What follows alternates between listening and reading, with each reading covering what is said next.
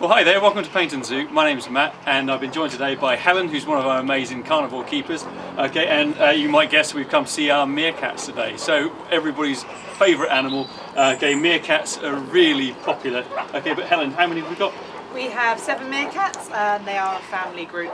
Right, okay, so they're a mob, right? A mob of meerkats. Yep, a mob of meerkats. 7. And what are they getting from you today? They're getting some mealworms at the moment. Right, they seem foods. to be enjoying these. Okay, so mealworms are obviously one of their sort of popular foods, but you said earlier they like to eat meat and chicks. Yes, so we feed them 2 feeds a day, so they get a vegetable feed in the morning or a meat feed which has mice, chicks, horse meat or eggs, and then in the afternoon they get their bugs which consists of mealworms, crickets, locusts. Isn't that right, guys? Right, visitors who come here to Paynton Zoo, one of the things to look out for with the meerkats is the way they use their claws. They've got really long claws, especially on their front paws, okay, and you'll see them digging a lot. In the wild they'd be spending quite a lot of time digging around looking for food. What do they eat in the wild?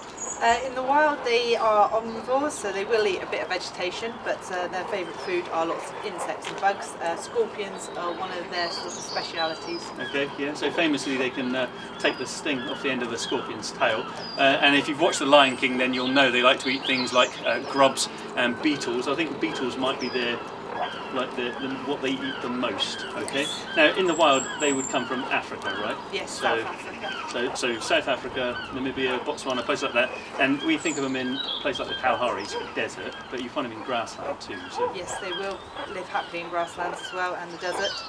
Okay. They dig a lot, don't they? They dig a great deal. They've dug up most of our enclosure here. We have a lot of holes, and we tend to move the sand inside the house every day, and then they move it back. Right, overnight. so you move it one way, they move it the other. So visitors who come to the zoo, if they're looking inside the house, they'll see it's very untidy at the moment. When we were looking just now, there's tubes all over the place, and that's the meerkats. They were all your buried this when I left them last night. I buried okay. them all, and then this morning they're all dug up. Okay, so just their favourite hobby would be digging. Definitely digging. Okay. Now, other interesting behaviour you can look out for if you come to Paynton Zoo would be the way that they are on the lookout. Okay, I know that in the wild, famously, one meerkat would be on sentry lookout and be looking out for predators like eagles and jackals. Now, they don't know we don't get eagles here, but we did have a buzzard go over the enclosure just before we started filming, and they all did exactly what they're supposed to, right? Which is to... Yep, everybody looked up, and then if someone makes the alarm, they'll all run and hide in their burrows. Right, alarm call is like a churring or like barking? Yeah, it's sort of a high-pitched noise, really. Okay, I was going to try and do it, but I'm not sure I can. Okay, so the chick, chick, chick, like bark noise is something's really dangerous. Yeah. Right? So scientists have found that they have got different alarm calls for different predators. So if there's a predator in the air, then they'll give one alarm call so they know to bolt for a hole. But if there's a predator coming along the ground, so something like a snake or maybe a jackal, then they'll give a different alarm call because then they can look around to choose which way to escape. Okay, so different alarm calls, and it depends how close it is, right? Yes. So different urgency, I suppose. Right. We've got 7 meerkats in our mob. Can you see any ones that stand out? Yeah, this little guy who's stood up right now, this is Stumpy. He's the oldest. He's 7 years of age now. Right. He's basically firstborn. Unfortunately, he had a little accident when he was little, so he has lost the end of his tail. The name. Okay, Yes. so Stumpy at 7 years. So in the wild, I think they live about sort of 6 years, 7 years if they're lucky. Something along those lines, yeah. Okay, I know they can live longer in captivity, but Stumpy's our oldest. So he's male, and in the wild, it would be the female that would be the dominant, right? Yes, generally it's sort of a dominant pair with the female being mostly in charge, I would say. Okay. So, and then the dominant pair would breed. Yeah. And then the others in the group would just... They don't breed, yeah. So generally with these animals, they kind of have a taboo, so they won't actually breed with their own relations. Right, okay. So that's why we've not had any problems here with them interbreeding. Okay. I was reading about them before I came up to talk to you, and something interesting, this is the word of the day here, which is eusocial, which is that they cooperate a lot with basically the care of the young, and they will, only certain pairs will breed. Okay, so quite an interesting social life, isn't it?